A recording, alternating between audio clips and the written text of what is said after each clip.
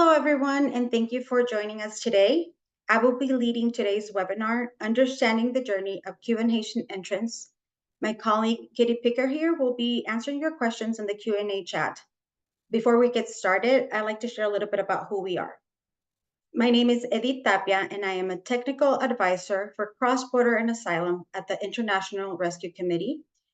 I have been partnering with Switchboard to develop resources related to Cuban and Haitian entrants, like this webinar, and other materials that we'll be sharing with you in the coming months.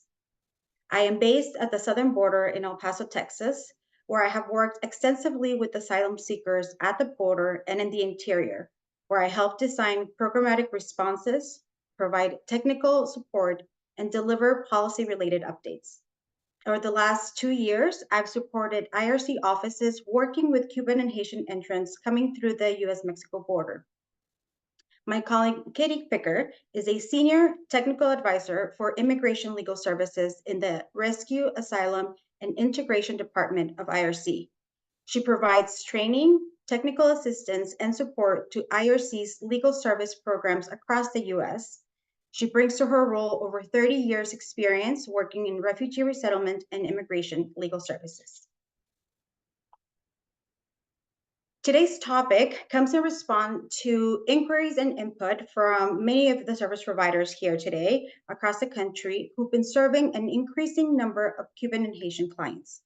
As we'll discuss, much of this increase is due to more Cuban and Haitians fleeing their country and arriving at the US southern border after migrating through Mexico and parts of Latin America. In today's webinar, we're going to start at the beginning of our clients' displacement journey and broaden our understanding of what they go through before they arrive into the US, as well as after they arrive. So the goals for you today, or for us today, is to walk away from the webinar knowing the following learning objectives. 1, being able to explain and understand the diverse drivers of forced displacement that ultimately lead people to seek protection in other countries. I will use the term asylum seeker broadly, as we often do at the border, for people to describe people who have arrived at the southern border and may be in need of international protection. 2, describing the challenges that asylum seekers, including Cuban and Haitian nationals, face along the journey of displacement along the US-Mexico border and upon arrival to the US. And lastly, we'll apply this understanding and awareness of the drivers, the dangers, and the barriers our clients face in order to apply trauma-informed approaches to our services. So let's get started. At the end of June 2023, 110 million people worldwide were forcibly displaced from their homes due to persecution, conflict, violence, human rights violation, and other events that seriously disturb public order. This means that 1 in 73 people worldwide are now forcibly displaced. As Office of Refugee Resettlement funded service providers, we are serving forcibly displaced people every day. Many people who have been forcibly displaced need to seek protection in another country. This is a process called seeking asylum or seeking international protection. And it may result in being granted refugee status. Some of the clients that we serve have already been granted refugee status and have been vetted by the US government before arriving here as resettled refugees. This means that they arrive to the US with legal status and a path to citizenship. However, this path may not always be available or feasible for everyone. Many people do not have the opportunity to seek this refugee status in a neighboring country and must take this very dangerous journey across to a place where they feel they can find safety. Seeking asylum is a right under national and international law. And in order to seek asylum in the US, individuals must be in US soil. In this section, we'll present you with a multitude of factors that are forced displacement that can cause people, including Cuban and Haitian entrants and nationals, to flee to the US and arrive at the southern border seeking international protection. But before we move forward, let's play a word association game. So when we envision asylum seekers, what often comes to mind? We may think of boats, life jackets, fences, some of the words we list here. Society's perception of asylum seekers can often carry a negative connotation, and it is influenced by media portrayals of fences, border patrol, overcrowded detention centers. Research by the University of Texas reveals a concerning trend. It shows that asylum seekers are often depicted as criminals, despite evidence showing that immigrants are less likely to commit crimes. This biased narrative skews our understanding and perpetuates stereotypes, shaping our public opinion. One more, thank you. So contrary to some of the prevalent misconceptions of asylum seekers come from diverse backgrounds. They can be families, entire families often are fleeing violence and persecution. It is also important to remember that seeking asylum is a process. It is not a permanent label. And this allows individuals or families to rebuild their lives and contribute positively to society. And most importantly, it is crucial to remember that seeking asylum is legal. Asylum is a protection grantable to foreign nationals already in the US or arriving at the southern border who meet the international definition of refugee. There's no other way to seek asylum unless you just show up to the border. And the US legal definition recognizes this. It adopts the UN Refugee Convention of Non-Penalization Principle, which says that anyone who is physically present at the US border or who arrives at the border, whether at a designated port of entry or not, and irrespective of their status, may apply for asylum. Finally, here, I'd like to highlight the difference between the definition of an asylum seeker and an asylee. Many of us, we know the term may be confusing, especially because we may be serving clients that meet both of these definitions or both of these populations. So in the US, a person granted asylum is referred to an asylee. There are many drivers of forced displacement. Over the years, I've met people who have arrived at the US southern border being displaced by one or many of the following reasons and drivers. Most people seldomly have faced only one of these drivers. It can be a combination of it, and it is this combination that exacerbates vulnerabilities. So some of them can be economic, it can be political, social, and environmental. As we'll explore through the presentation, these drivers hold true for Cuban and Haitian entrants as well. For example, I met a Cuban woman who fled her country after she lost her job as a result of retaliation for her mother's activism as part of the Ladies in White. She faced intimidation by the government and was blacklisted for employers. She was also the sole provider for her family, and she feared that now also her children may be faced and intimidated or face political scrutiny only because of the family that they were born into. And this could impact, their situation and their living conditions. She fled Cuba in 2019. Each individual journey is unique. It is influenced by a combination of the factors, circumstances, and this itself shapes the path of them seeking protection. And it is the intersectionality of these events of the individual, of the group, of the family member that can force them to take different paths. And often they're non-linear journeys. The next slide. I select this visual, and I know that it is loud, confusing, and can be overwhelming, but I choose it because it represents the ever-changing landscape of how current affairs can impact forced displacement.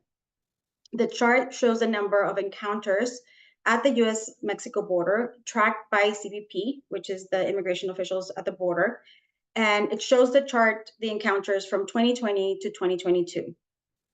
The encounters are the number of times CBP meets individuals or intercepts individuals who have crossed into the US. We can see here that some of the trends that we can see across the countries our response to some of the ongoing environmental or political and civil unrest around those times. For Cuba and Haiti, an example, we can note a significant increase in total number of encounters. If we note to the left, Cuba goes from about 13,000 to nearly 40,000 from 2020 to 2021. And then it sharply increases nearly 450% by 2022. Haiti encounters are also increasing, even though we may see them to be located around mid-chart, but in fact, they have also increased significantly. Haiti encounters in 2020 were about 4,500. By 2021, this number increased to 47,000, almost 100% increase. So Haitian migration in the US has a long history. For the sake of time and context specifically, we focus and we start with the 2010 earthquake. We know that understanding this historical context often is essential in how we address and how we understand our clients' needs. We also note that for Haiti in particular, some of the pattern of displacement and their route changed, particularly around 2010, and we'll get into that a little bit later on. Similarly, Cuban migration has seen and has been impacted by political developments, including mass exodus at the end of the 1990s and into the 2000s, also government crackdowns on dissent, so on, environmental issues, environmental disasters as well. And again, it is important to highlight these effects or these events as we think about how we are able to better serve our clients, incorporating and understanding some of that history that has led them to take this journey. Next slide, please. So throughout the presentation, we'll explore the story of Esther and her family, and this will provide a personal perspective on the challenges that are faced by many asylum seekers, and Cuban and Haitian in particular face. So I'll read a little bit the case scenario here. Esther is a Haitian woman who left Haiti in 2016 following Hurricane Matthew. In addition to losing her home after the hurricane, Esther's abusive husband threatened to kill her. Amidst the chaos of the hurricane aftermath, Esther took her children and her mother to another town. A few days later, Esther's husband killed her brother for helping them leave. After hearing of these news, Esther's mother became ill and died. Esther then fled to Brazil with her children. In 2018, Esther's husband connected with a relative he had in Brazil. The relative started threatening Esther and her children and even tried kidnapping one of her daughters. No longer feeling safe in Brazil and unable to return to Haiti, Esther and her children fled once again. So here we're gonna ask you to interact with us a little bit. We ask you to take out your phone if you are able to take a picture of the QR code, or also join online through the website slido.com. And we ask you to participate in responding to some of these questions so we can get a sense of what you're taking away from the webinar. So the first question we have is, which drivers do you identify in Esther's story?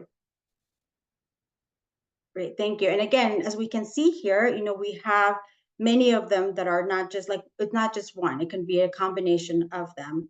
So we see, and again, social cultural, including, the situation of domestic violence can be a part of that. So very accurate. And again, it can have multiple. So we'll go on to the next slide. And thank you all for participating.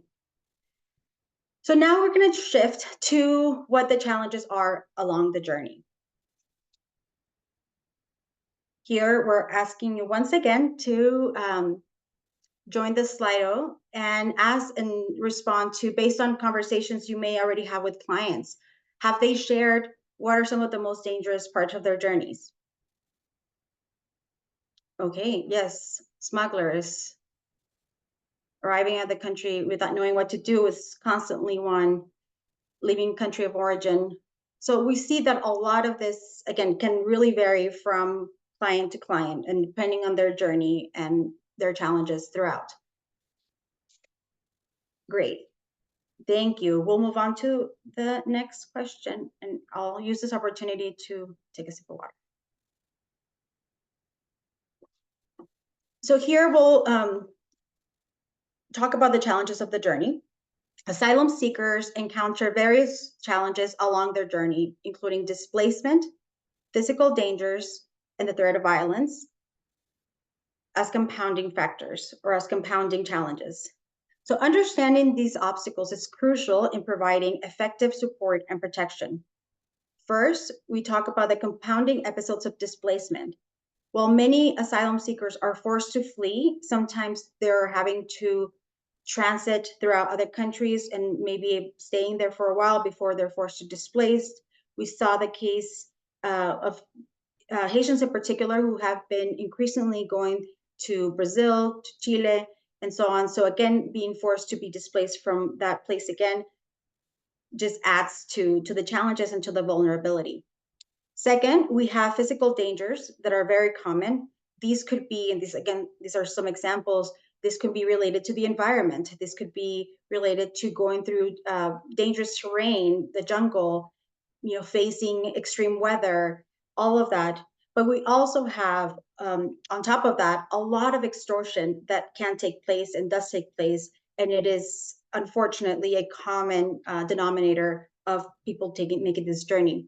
Many of the asylum seekers are forced to be at the US-Mexico border for prolonged periods of time, and this adds to their vulnerability.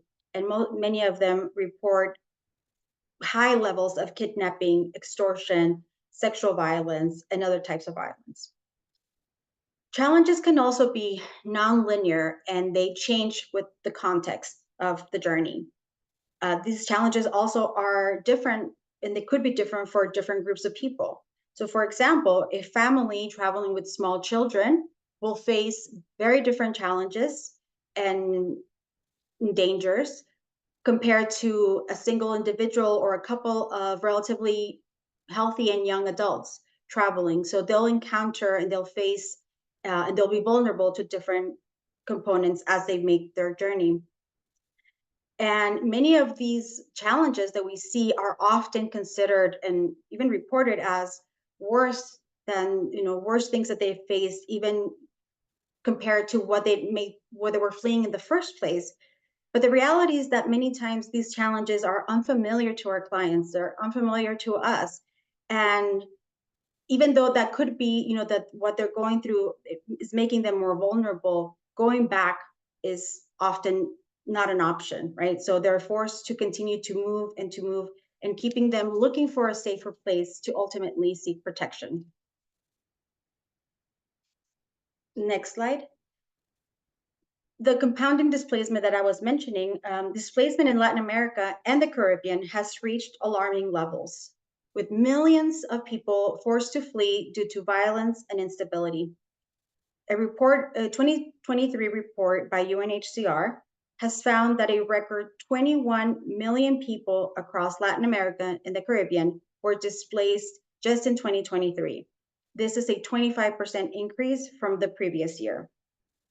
Again, here I like to highlight that this is particularly pertinent to Haitian nationals who originally fled Haiti and made their way to South America, predominantly Brazil and Chile, but faced with the lack of permanent status and protection because of language barriers and discrimination, among other factors, Haitians are displaced again and again.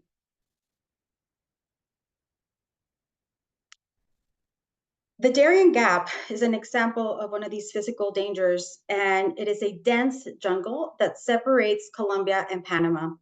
It presents formidable challenges for asylum seekers, including the treacherous terrain and threat of violence.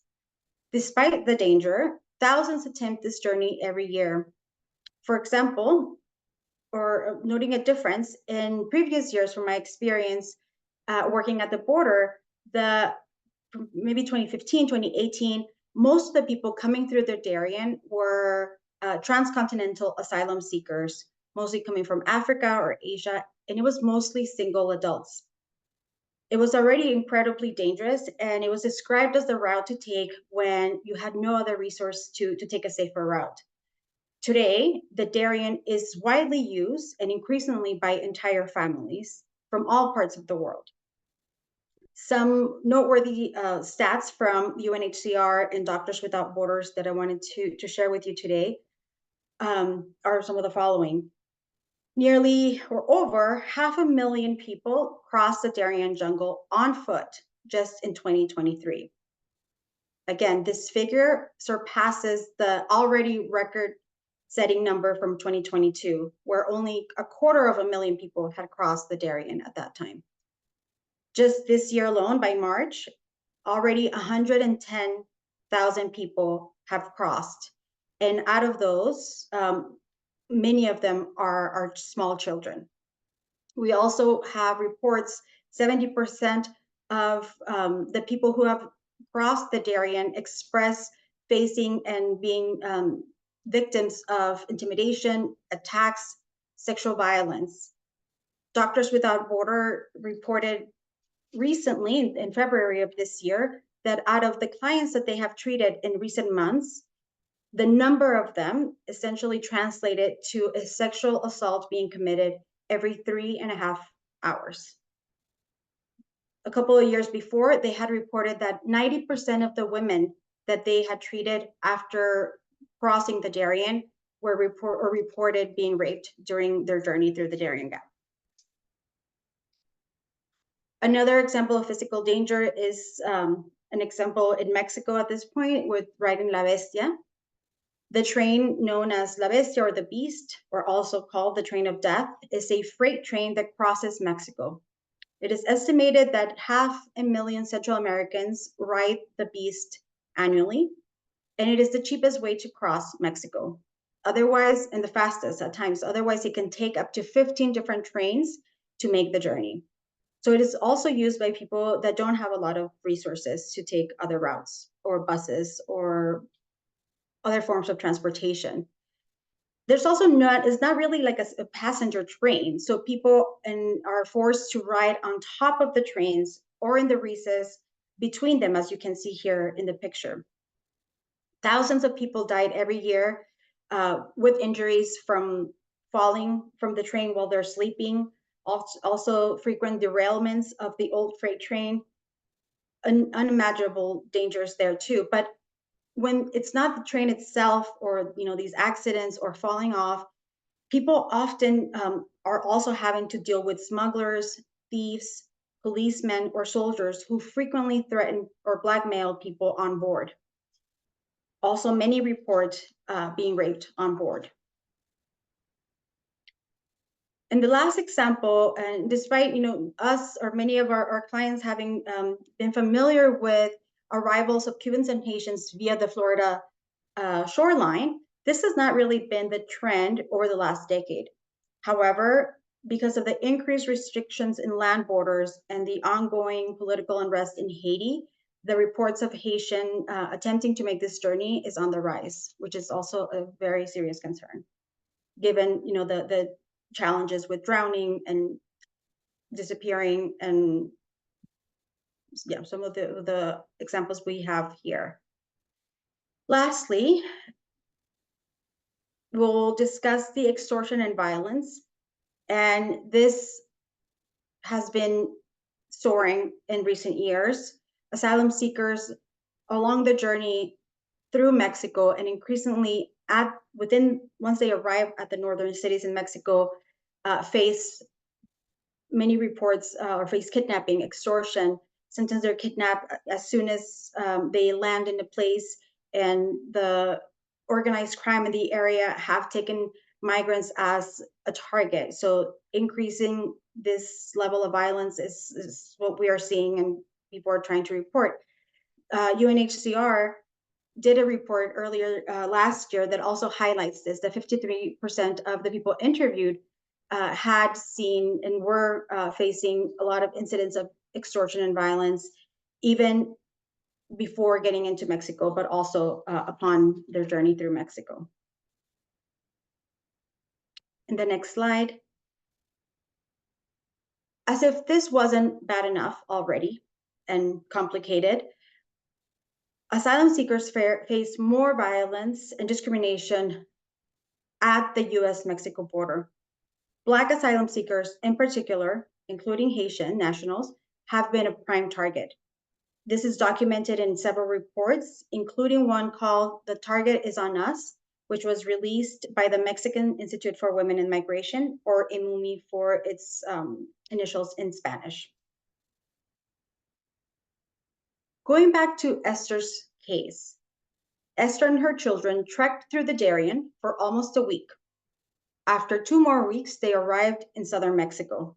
Before they could make their way up north, they were stranded in Tapachula for several days. This is also a very common situation. Eventually, the family arrived in Matamoros, a border town in northern Mexico across from Brownsville, Texas. As soon as they got off the bus, they were kidnapped and extorted by local organized crime targeting asylum seekers. Esther and her children were eventually released, and they were able to present themselves at the port of entry. The U.S. CBP officers, the U.S. immigration officers at the port, did not said to Esther that they did not have capacity to receive her and her family at the time, but Esther and her family had nowhere else to go. According to Esther, traveling through Mexico was one of the worst experiences of her life, and she could not envision doing it again. So instead, she and her children waited in Matamoros while they lived in an encampment across the port of entry. Here we ask you to once again use the Slido to share which of the risks that Esther and her family face surprised you the most. What was something perhaps you were not expecting to hear that they had to face, that was new, maybe new to you? Great. Kidnapping, yes. The journey, denial at the border, absolutely. No capacity at the border. Yes. Oh, these are great answers, and not totally unexpected, right? That some of these is new to us and that we may not be familiar with all the challenges. The denial, the Darien. These are great answers. Thank you all. So we'll move on to the next slide. And we'll talk about the changes and the challenges in addition to the violence and everything at the US-Mexico border. And we'll do so by talking about the changes in policies over the years. Over the past 8 years, these policies that I depict here with these images show more or less the impact that they have for asylum seekers at the border. I like to use this image precisely because of that. I envision it being this machine-like system that sometimes, just compounds or interacts with one another and creates almost like a limited or less access to the border itself, right? Almost, in essence, a wall of policies that impact our clients.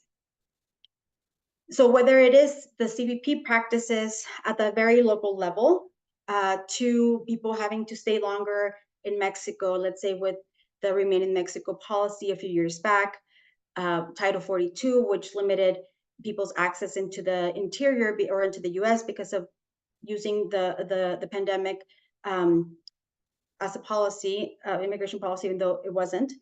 And so all of this, it interacts with how our clients gain access to this, and it's ever shifting and ever changing and ever tightening.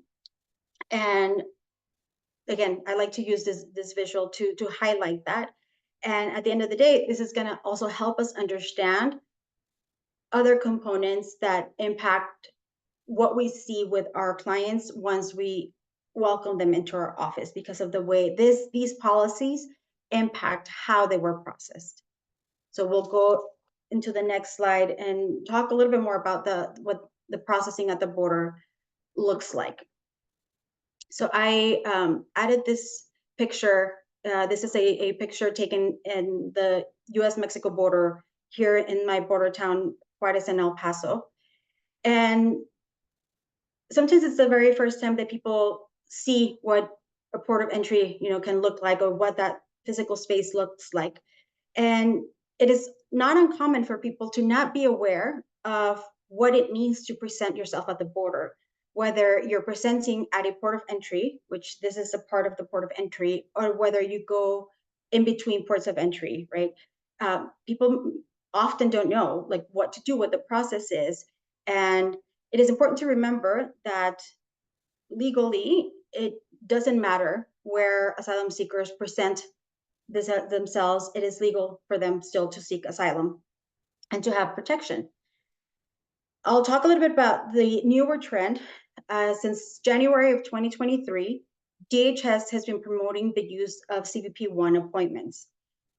CBP-1 CBP-1 appointments are made by downloading an app on your phone and navigating a complex form to register. Then people have to wait months, weeks to get this appointment. It also means that these appointments do not guarantee anything but access to the port of entry. It is not their asylum hearing. It is not, it's just an initial part to be processed and to really start sort of the journey into the interior. And oftentimes clients do not understand this and they think that, you know, that's going to be their appointment, but in fact, it's not. And again, the number of slots available in the entire border, I think will shed some light as to how this can also be a challenge. Every day, 1,450 slots are available along the entire US-Mexico border. That means people coming through Tijuana, Nogales, El Paso, and all the way to the Rio Grande Valley. Those slots are distributed across. So that means that most places only really take in between 100 to 200 people, and that includes children. You know, they're counted as the number of slots that are taken into account. So this is just a little bit of context because it is a change, and I wanted to make sure that we include it in this. But at the end of the day, most of the CBP officers have a lot of discretion as to how they process individuals when they come through CBP-1 or whatever happens in their initial meeting with them. There's a lot of discretion as to what's going to happen next, whether they're going to be detained, they're going to be released into the community, they might be given parole, especially if they came in through CBP-1. It is more likely that they will get a parole through that. But overall, it can be on a case-by-case scenario, and that scenario and that discretion is held by CBP officers. And I like to also remind people that this is a time where a lot of the family separation cases that we see take place, and it takes place at times because of this discretion. So I have an example that of a case of a family that I worked with a few years back, and this was a family of 5 that included a 3-year-old who had recently had open heart surgery. When they finally presented at the port of entry, the CBP officer asked her to pick which parent she would want to go with and for them to go with her and her siblings, while the other parent was sent to detention. Again, this discretion is something, you know, and it can be a variety of reasons, but this is something, you know, where we do see a lot of this family separation. And in this case, the family did have to choose, right? And it's quite a sad story, you know, to think of putting that sort of pressure on a 3-year-old and the entire family. And so people are paroled at the border. Like I said, increasingly those with CBP-1 appointments. Other than that, the parole process at the border has been rarely used in quite some years.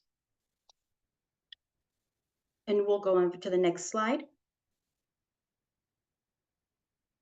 So despite some of the fluctuation that we see here from 2022 to now, we can see that overall encounters at the southern border have increased. And again, this reflects some of the ongoing situations in each country up until now. In addition, in 2023, the government began a special parole program you might be familiar with. It's called the Cuban, Haitian, Nicaraguan, and Venezuelan parole program. I like to highlight here the difference. For that parole program, the numbers are not reflected in the southern border numbers of encounters because they do not come through the southern border.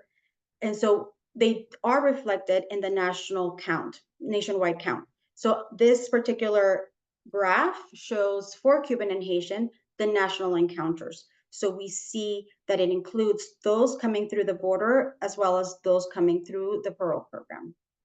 But overall, we see that it's, at times there's cyclical, dips, but overall it's on the rise. And this is something that you may be feeling already in your office and with the clients that are coming in to request services.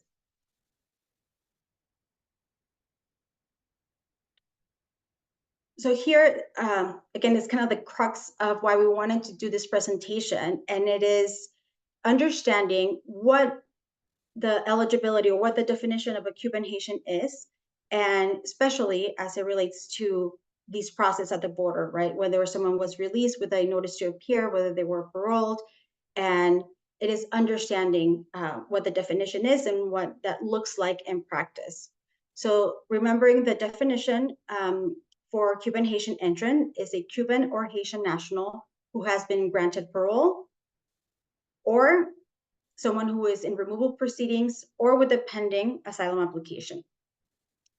And lastly, it is important to highlight that it does not include anyone that has already been given a final order of removal, also known as deportation orders.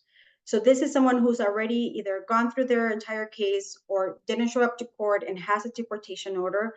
But anyone besides that point, whether again you're in waiting to go to court or you already have submitted but you're waiting for the judge to make a decision, you are still under the definition of a Cuban Haitian entrant. Being given parole and being in removal proceedings are also not necessarily mutually exclusive. We have seen, especially those coming through the southern border, those who have come through the CBP1 appointments are given a parole, but they're also placed in removal proceedings.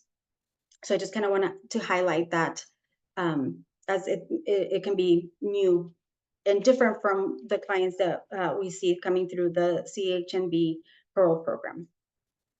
Next slide.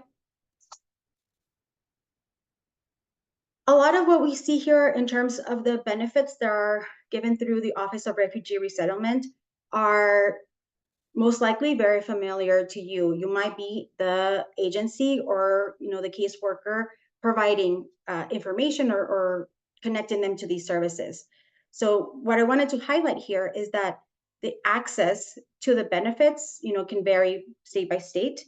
And another component that we often see and hear from offices is that the fact that legal services are often not part of the ORR funded services, but because of the increase of people facing removal proceedings, we see this truly as a gap for our clients. We'll go over to our next point. So here we really wanted to highlight a few things that we believe are crucial in really making sure that we're doing the best that we can in serving our clients. And it is understanding that having the Cuban Haitian entrant status, or not status, but definition, or meeting the definition, it is not an immigration legal status. So that means that they are very vulnerable to be in deportation proceedings. And it also means that they have court they may have to go to, and that court, as we'll see a little bit later on, could be months or years away from now, right? So in the meantime, they're going to be very vulnerable to deportation and to other challenges.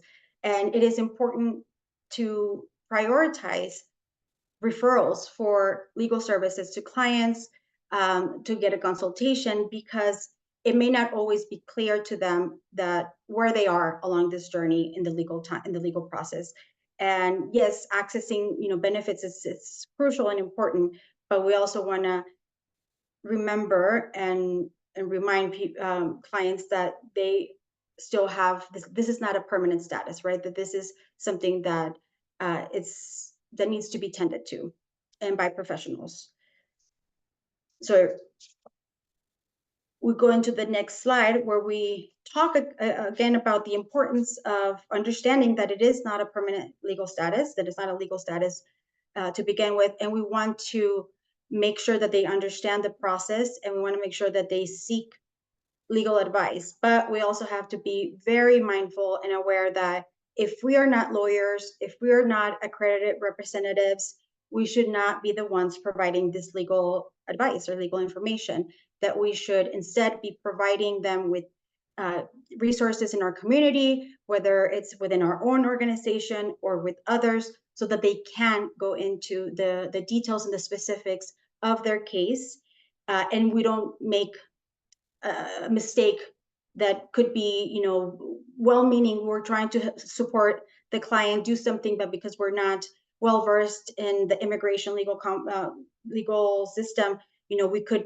ultimately end up harming them. So we want to avoid that at all costs and make sure that we are never using our own experience or another client's experience to talk about, what they could face. That it should always be done so by those who are accredited and able to do so with the best knowledge. And I'll note here just quickly that the DOJ accredited rep is not an attorney, but it is a trained professional that is trained and authorized to provide the immigration legal services before the federal immigration agencies. Just wanted to note that before we moved on. And here, again, we want to center our client, right? We want to make sure that we understand how all these challenges, not forgetting about the ones that we learned earlier about the journey, but really focusing on what they're facing now here as part of this integration into, our community, in seek of protection. This means that they could also be faced with some of the challenges we highlight here, having ORR benefits that may be a little bit harder to access, or there's a wait list, right? Waiting years for the immigration court, their first court, not finding an attorney because the demand is just too high. And unfortunately, there aren't that many lawyers in the area, depending on where you are. I'll highlight a few statistics here that can paint a better picture as well. By April of this year, the backlog for immigration court hearings or proceedings was 3.5 million. So we have 3.5 million active cases that are pending before the immigration court. So again, this means that someone could wait years before they even go to their very first court appearance. It doesn't mean that it's going to be the one where the decision is made. It just means for the very first time, they're going to see the judge, and that could be 4 years from now. But it could also be 30 days from now. Sometimes we have seen some of the newer orders being given more quickly, but the norm has been that it is years in the process. And in that meantime, people are in this limbo, right, of being Cuban Haitian entrants, but not having this permanent status, which makes them vulnerable. Challenges with work authorizations. We have seen some just recent years, or last year, we had heard work authorizations taking 9 months. Now we're seeing them being sped up or more expedient, and we see them maybe in 3 months, maybe in 1 month. So, but it really varies from case to case and the location. So again, not having access to a work authorization, not really having, the legal component sorted out, really puts people in a very precarious situation. And it could just be one individual, but it often means that the entire family could be more vulnerable because of all these challenges in the interior. And this is highlighted, or we visualize it in the next slide a little bit more, where we see this compounded challenges and barriers in accessing some of the services really complicates things for our Cuban Haitian clients. And ultimately, if we go to the next slide, we see that the lack of status, the lack of services exposes clients to harm. So this could be, again, even if a service is available, there could be some limitations because of space, because of wait lists, a variety of factors. They may have to wait months before they're able to access these services. And that could put people not sometimes having somewhere to sleep, somewhere to live that is permanent or more permanent, and that meets, just basic needs. It forces sometimes people to find themselves in situations of exploitation. And so again, all of this really undermines our clients' ability to thrive and to be in a stable place to continue their journey. And a lot of times, because of these all additional barriers, one that I like to highlight even more is that not knowing that they are still in an immigration legal process, they can fail to appear to this court, and that will automatically give them a deportation order in absentia, which means that they may not be aware that they have it. And this could cause a lot of issues and barring them from relief down the line.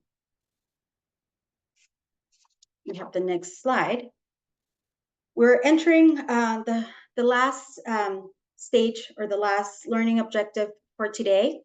And really, we incorporate this section because this is kind of where it all comes together, right? So now that we know and we are aware of all these challenges and barriers, what do we do? What do we do? And what do we do if we're not a mental health provider, right? Like we may have in our role a very specific task that we enter, or how we interact with clients, but we believe that a trauma-informed approach is where we're able to support our client, and by bringing all of this knowledge together and address it and incorporate it into everyday tasks or everyday interactions.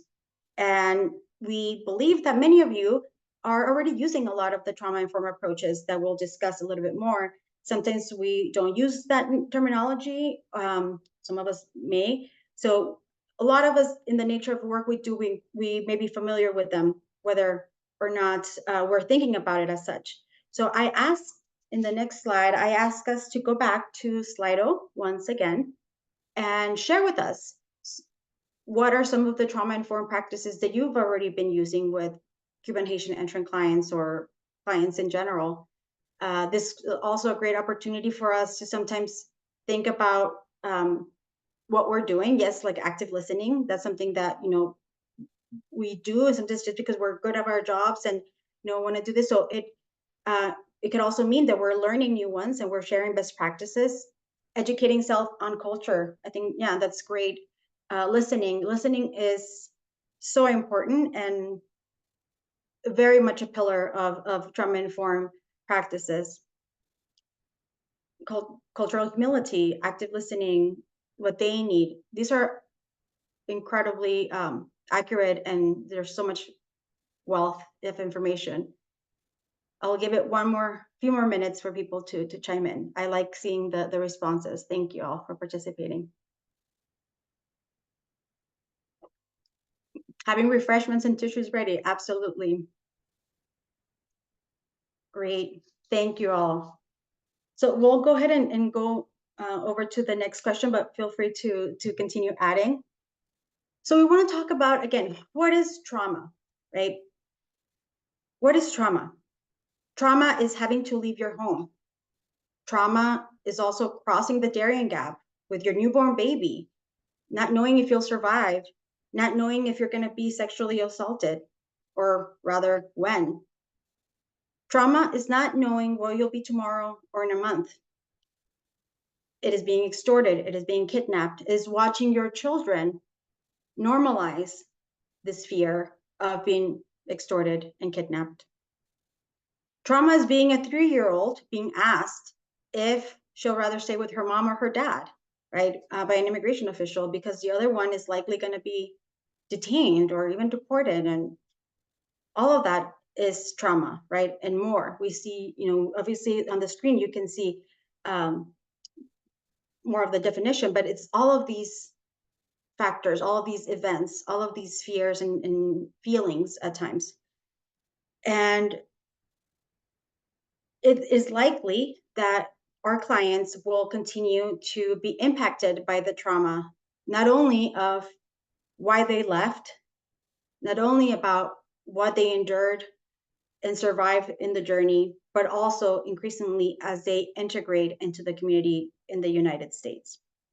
And as we go into the next slide, we call this the triple trauma paradigm, right? Where we have, as I mentioned, the trauma that, caused, or the events that caused that um, initial action to flee, the dangers along the journey as we're integrating, being separated by family, not knowing again how the system works in the US, being acquainted with new systems, the bus, everything, school, all of that can have trauma components there, or there are triggers. We may be triggered by what we are experiencing that takes us back to previous trauma. And again, the goal of this webinar has been to really think about this triple trauma paradigm and seeing how are we now going to use it, or use the knowledge of it, and how that's going to shape the way that we interact with our clients and the services that we provide to them. And this is really the goal of it. We're not necessarily mental health experts, but obviously we ask you to consult if your office, if your agency has a team that is, has a lot of expertise in this, you can go more in depth. But overall, the goal is to sort of connect the dots, right, for us to think about how all of this is ultimately going to impact the client that we have in front of us. We also have some resources, and I'll mention, we'll go over some of the resources more in the end, but Switchboard does have incredible resources related to the trauma-informed care and the trauma-informed principles, and we can share those with you shortly. So the next slide highlights, right, how what the principles are for this care and trauma-informed care and services that we're going to be incorporating into our everyday, right? And we can go over the pillars that we have here, the principles, safety, trustworthiness, peer support, mutual collaboration, empowerment of voice and choice. All of this has a lot to do also with how we consider how gender, cultural, the historical context that we were mentioning, all of this should inform how we built those responses, how we built, those interactions, how we better listen, how we draft our response to clients. We'll go over to the next slide. And we highlight how we are going to integrate them into our job. This could be at the agency level. It could be very much at a local, more office level, and even at the personal level. Here we can again talk about how we are speaking to our staff and to our clients. We know at times, giving them challenging news, or information that it's not happy news. Maybe they have to wait a few months for this service. All of this is part of our job, but it is also how we talk about it and how we engage almost how our client is responding. That is part of integrating trauma-informed care. Thinking about the layout of the office may not necessarily be the most obvious, but again, think about what they just went through. And let's say if you have who the staff that you have at the front of the office, is it culturally appropriate for all of the clients that you're receiving? If you have a security person, are they dressed as police? Are they could that trigger something that they just went through? when they've been extorted by law enforcement or by military. So again, not to say that it's going to be exactly the same for every client, but just things to think about. Many of us may have the ability and the say in how we incorporate them into our work. At the very top, at the agency level. But if not, it can go down as granular as what we do and how we are incorporating this. And finally, again, we go back and think about how we are recognizing symptoms, how we are using our physical space, how we are interacting, how we are having conversations. And one component that I always like to highlight here as well is that we should never intentionally, of course, but it's the intentional part that sometimes can be hard. We do not want to trigger any trauma, and that may come sometimes not knowingly. If we ask too many questions or details, especially for details that may not necessarily pertain to the service that we're providing. So in the recommendations are always to be very conscious of the limitations of our role and making sure that unless we need to know specific information, we should avoid asking it. We don't know how the person is going to react. We may not always have someone at hand who's going to be able to respond and treat the client. I'll share an example I've used before, even myself when talking to people, when I've asked something, and I'll use this example. I was trying to provide information and for people who were waiting at the border, and I would ask them a simple question, and many times the client or the person wanted to share or wanted to explain why they were there, and I would often sort of say, this is not the space. I'm not the person that you want to be sharing your experience with. And I use this metaphor of a scab, right? And so many of us have wounds, and we have a scab sometimes that is just barely protecting it. And so we don't want to be, and we don't want to put our clients in a situation where we remove the scab until we absolutely have to, and we have the tools and resources to tend to the wound. So unless we're able to do that, we encourage people to do not, to really be conscious about what could be triggering and avoid factors or components that could trigger people. And I'll go into the next slide. They can talk about what some of these examples could be of those responses, or how we make sure that we address and we don't trigger people or trigger our client. So again, this is not an exhaustive list. There are many more. And some of the resources in Switchboard have, like, we took this from one of their slides, and there's some examples that can be specific to a service. This could be, a template. Think of it as a template that you can change according to your context, to your needs, to your services. At the end of the day, what is important to highlight is that that they're rooted in the trauma-informed principles.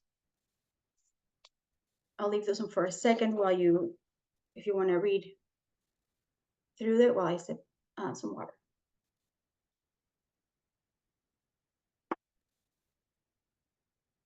Okay, if you want to move on to the next slide, I like to really highlight the transparency and trustworthiness principle. They're all very important, and we should all think of them as, a complete package.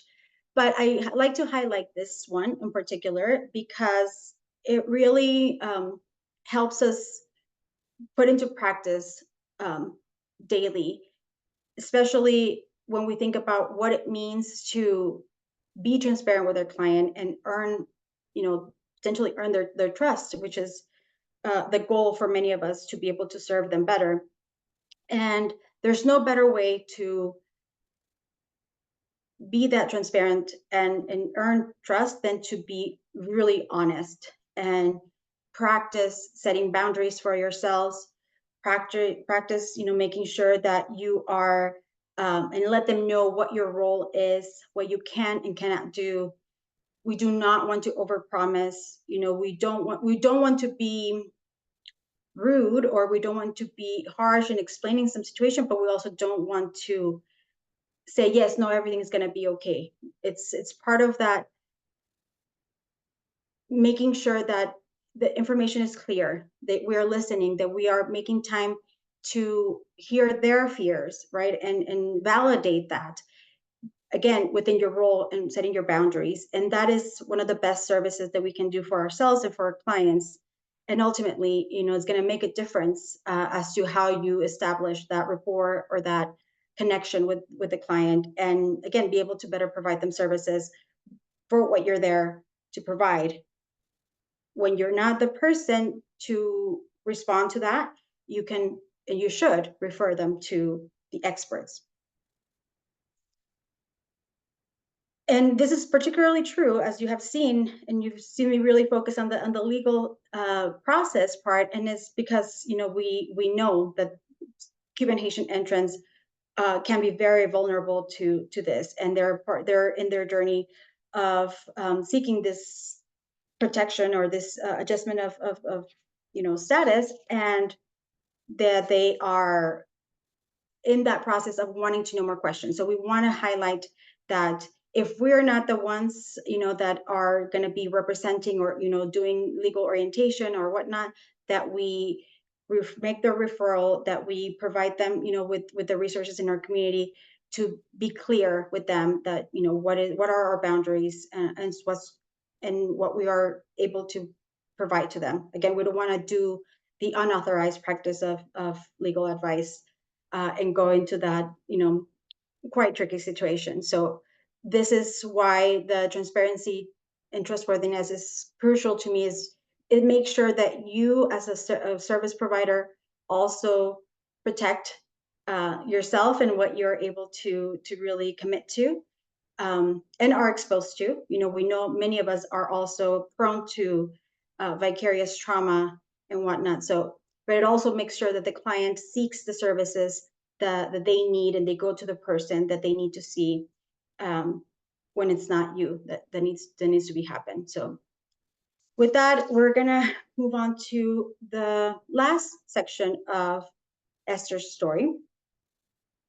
And here we find Esther some years later, after she and her children have finally been able to enter the US.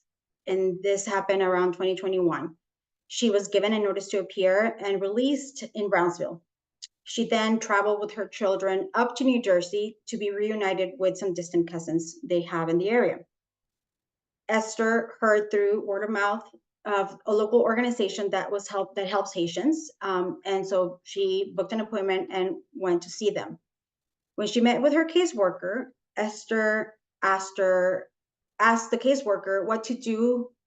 In, like, more broadly, she did not understand what her documents meant, and she turned to her and asked for her to explain the documents she had in front of her.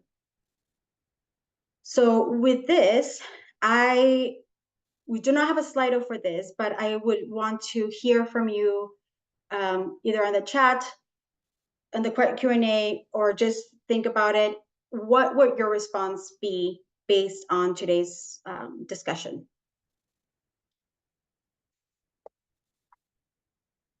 And again, the goal here is to focus on the trauma-informed principles, like boundary setting and the scope of services.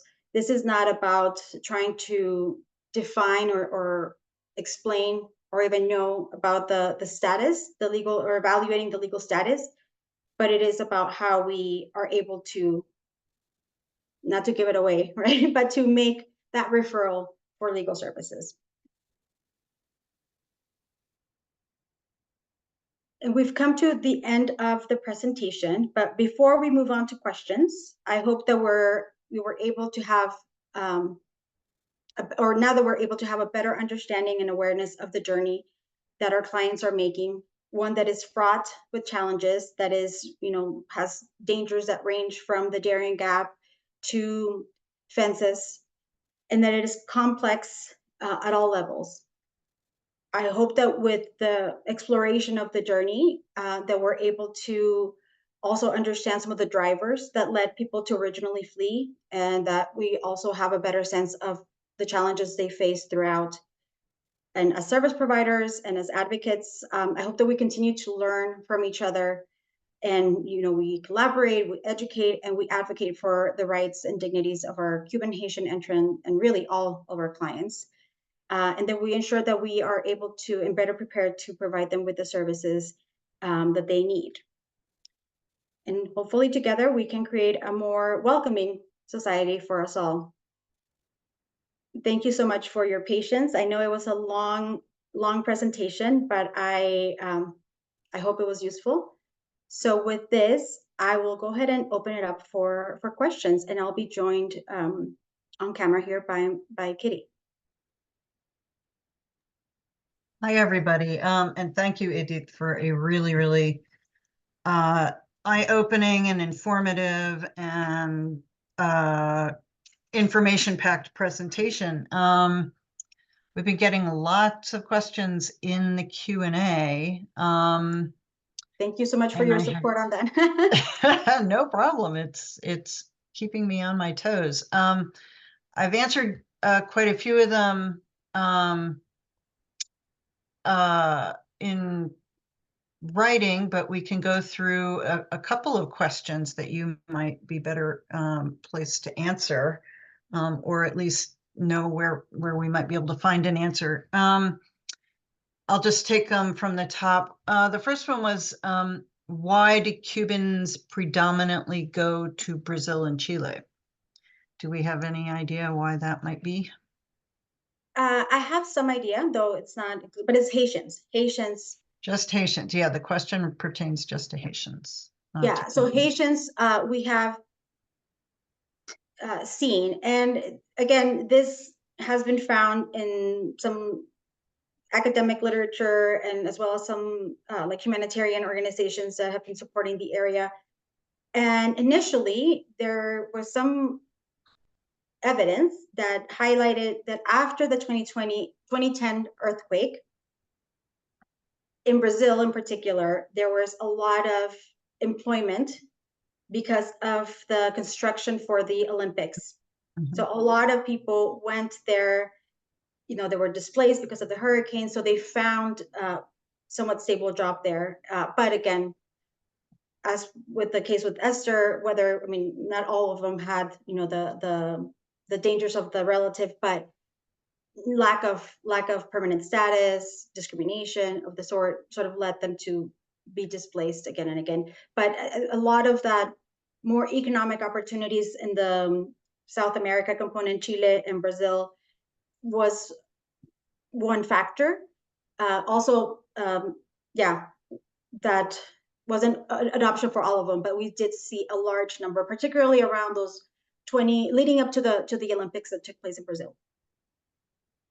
Great.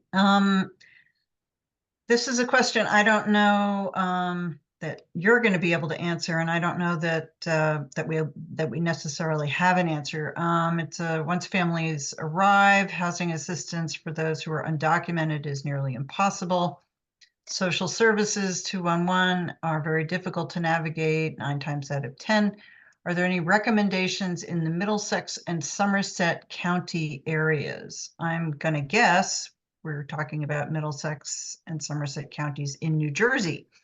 I do not know of any resources in particular for undocumented individuals. But I would like to, can I make one clarification?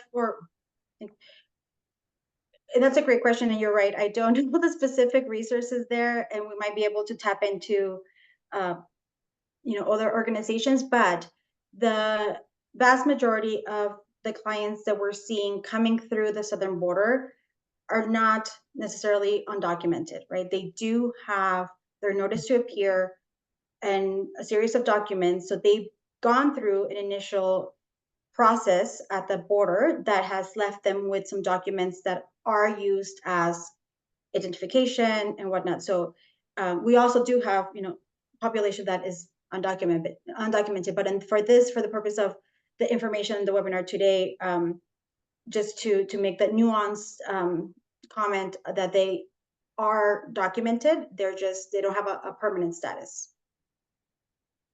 But we Right. will look into, we can look into. Yeah, we can look into that. I guess if the question is specifically about housing assistance, I'm aware of a directory of legal services providers and, refugee resettlement agencies. So even if, as Edith said, they may have some sort of documentation, frankly, I'm not aware specifically of housing resources. Obviously, there are shelters and whatnot, but I'm afraid we simply don't have. And this points to another crucial component, is that for clients, whether Cuban or Haitian, or not, they're going to face a lot of these needs, right? Access to these needs. And if we think about it, our Cuban and Haitian entrant clients are the exception compared to most, because they do have access to some of these benefits that can make a difference between getting cash assistance and being able to rent an apartment and have a work authorization versus those that are not able to or are not eligible for ORR benefits. And as you can see, even those that do have access to benefits at times can be not enough to get them to be more stable. Yeah, so I would just say that, if there is a chance that they may be eligible for ORR benefits, they may want to either contact a local refugee resettlement agency or Department of Social Services. Okay. Okay. Will there be somewhere we can access the statistics that you cited about the Darien gap? Sure. When we share the slides, we do have a lot of the references listed on the notes. Maybe we can also include later. We have a section where we talk about the resources. We can update that and make sure that we make links to them. Okay. But they also, if in the meantime, Google search for UNHCR or IOM's protection reports of the Darien can get you some of those stats. Okay. And yeah, UNHCR is the United Nations High Commission for Refugees, and IOM is the International Organization for Migration. Those are great resources for statistics on migration. Okay. In the numbers, I guess at the beginning of the presentation, is it only those who came through the Mexico border, or have we also got numbers of Haitians that arrived to Puerto Rico or other US territories? That's a good question. That is a really good question. What I can share is that the number, and what I use is the CBP, the Customs and Border Protection, part of the Department and Homeland Security Agency of the government. They release statistics monthly. And so you can go to their website and you can play with their little data tool, and you can have them divided by sector. So whether it's at the southern border, which is where I get our numbers for the southern border, as I mentioned, if we want to include for those coming through the airport, so not the border, we look into the national numbers that reflect those coming through the special parole program. I don't think that we have any stats, but I may ask, and I may even go as far as asking CBP. if we can find any information related to people accessing territories, U.S. territories. Great question. Okay. Apologies if this was already mentioned, but do you have a sense of how many Haitians coming to the U.S. Currently or in recent months are coming straight from Haiti versus other third countries, for example, Brazil, where they may have been living for a while first? I don't necessarily know if we have a specific number, but we have been seeing in recent months more Haitians trying to come through the sea, right, through water to the shore. We have seen an increase of that, which we had not for the previous decade, right? Before, that was a very normal practice that had sort of changed, but we're seeing that again. And the numbers there, what I can say is that there are different numbers that are reported for encounters, but not all the people who leave Haiti through that route, unfortunately, make it to the shore.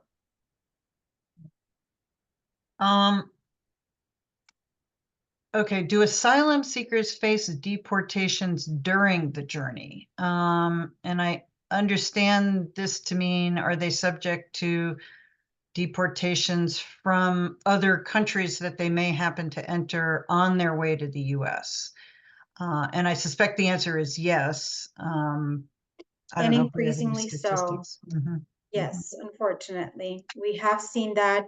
We have seen, yeah, we unfortunately see that quite a bit in Mexico, predominantly. I would say is the country where a lot of the deportations do take place. Okay. There's a question here. Are there any plans for increased regulation of CBP officers?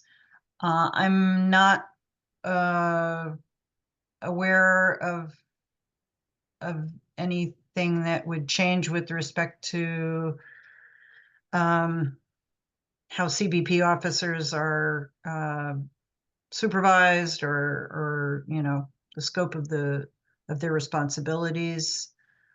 I don't know if you have anything No, to add to that. I know that there have been efforts, and there are, I think, always efforts to bring a lot more accountability and transparency with the agency, whether these are efforts at the congressional level, right? And having none of them, unfortunately, none of these have passed so far. So a lot of this is always kind of on the constant like turnover for proposals. What I will say is that we often hear, and DHS is an agency that is one of the most highly funded by the government, and oftentimes there's no accountability and transparency levels in terms of the use of the budget. What I can say is that the what they have opportunities to provide trainings, to provide other conditions for the initial detention cells, where they hold people. They haven't really taken place, and instead oftentimes hire more people and more of an enforcement component to the job than training. There is an excellent report, a little bit old at this point. It was released as the second edition, or the second part, in 2017, and it was done by the U.S. Commission for Religious Freedom, I believe.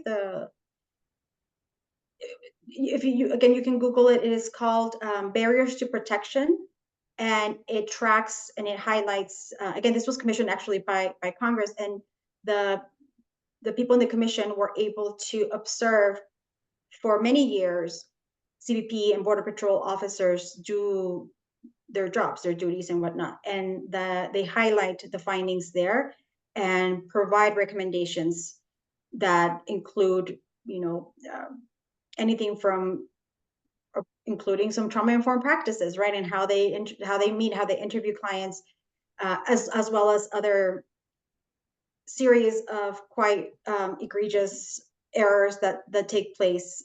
So if you're curious about that, I encourage you to look at that report. Again, it's called Barriers to Protection, 2017 U.S. Commission for Religious Freedom, I believe, and their recommendations and their findings now almost 6 years later hold true. Okay. Let's see. We have a lot of questions here. Let's see. Where did I lost my place. Okay. Okay, we've had a lot of questions along these lines, and I've answered quite a few of them, but we can talk about this a bit. One of the most common issues my team has been seeing with Cuban Haitian entrants is some come with conditional parole, are not eligible for work authorization, as stated on their Form I-220A. That's the release from on reconnaissance form.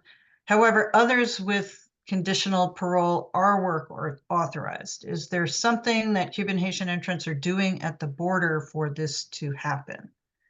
And first, I just want to clarify that what is considered conditional parole is not parole for the purpose of work authorization eligibility. So generally speaking, people who receive conditional parole, they really should call that something else because it's not parole and it's very confusing. But having said that, there's a lot of variation in the way individuals are processed at the border, depending on where they enter and how they enter and other factors Edith touched on in the presentation. And all of this just goes to say, you can see two individuals who, may have everything in common, except one of them may have been granted 212D5 parole, which is the right kind of parole, and the other one may have been granted release on reconnaissance or conditional parole, which is the wrong kind of parole for work authorization purposes. And I would say just add that many times, again, the CBP officer's discretion can influence that, or sometimes not knowing, right? Not knowing that Cuban Haitian entrants is a category. So I would say that this is not something that the Cuban Haitian entrant clients we're seeing are doing specifically. I think that this is just the norm across people being processed at the border. And here's an interesting question. Are Cuban Haitian immigrants a target for violence more often because of the benefits that they may be eligible for? I'm not aware of any statistics showing that they are targeted more frequently than other migrant groups or. No, I also I'm not, and I would sometimes even add that even Cuban Haitian nationals coming in eligible for Cuban Haitian entrants are not aware themselves, right? Or their families, so that they have this benefit. So it would be hard to say. Right. Yeah, I don't know how many people are actually aware of who's eligible for what, including Cubans and Haitians themselves. So it's an interesting question. Okay, our office learned in the last month or so that Cuban, Haitian, Nicaraguan, Venezuelan parolees, I'm assuming, can now be sponsored through Welcome Corps with full refugee status, if approved. Will Switchboard be sharing any resources we can provide to our partners on this new pathway?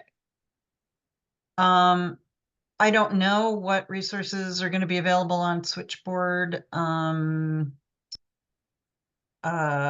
don't know if. But that's something we can definitely take back to the Switchboard team and think about how we are able to produce something. It's not so far that particular nuance of the case is not on the upcoming resources, but it's not to say that we can think about incorporating it or laying it out for the near future. Okay, how does a Haitian minor receive these types of assistance? And I've seen a number of questions in the chat about the kind of intersection of benefits and services for unaccompanied refugee minors and Cuban and Haitian minors and entrants. I'm not an expert in programming for unaccompanied minors, but I believe that when an unaccompanied minor is identified through an encounter at the border, they're typically taken into ORR custody and are, eligible for specialized programming through the Office of Refugee Resettlement. Whether or not Cuban and Haitian minors have access to additional programming, I'm not sure. Yeah, I'm also not an expert in the unaccompanied minor programming, but what I can say is that I have heard of cases where they have for refugee cash assistance and maybe medical, where they are seeing unaccompanied minors that are living with relatives. Mhm. And again, this is something that we can also take back and make sure that we do a little bit of outreach to those who are the experts and incorporate some of the responses to the material that we'll be sharing with you all in the coming weeks and months. And I think that we are definitely almost at time. Thank you, Kitty, again for supporting with the Q&A. And I really appreciate all the interest and the questions. So I'm sure that we'll have plenty to look through. But for now, I leave you with this QR code for you to take a look and engage and provide us some much needed feedback for us to be able to learn from this experience, be able to to sort of hear what you have thought of this, and again, hope that we incorporated in the resources that we have in the coming months. We're going to hold here for some time. Again, thank you all for, I know we're might be going slightly over. Thank you for staying on and being super engaged. It's been a pleasure spending my afternoon with all of you. Yes, and thank you all for the questions. Unfortunately, we just weren't able to get to all of them. We have well over 100 questions. So thank you so much for your interest, and thank you, Edith, for a really informative presentation. Thank you. And again, just here, some of the recommended resources. We'll be sharing them as well. We do have some on the navigating ORR eligibility, benefits, particularly to Cuban and Haitian entrants, and many more. So we'll be adding to some of this list as we send the email with all the slides and everything. And we ask you and encourage you to stay connected. We have, you can visit us on the website, switchboardta.org. We have, I guess, X, previously known as Twitter. You can also email at switchboard@rescue.org or do, I guess, is that LinkedIn for the other questions. And thank you again for your time, and stay connected.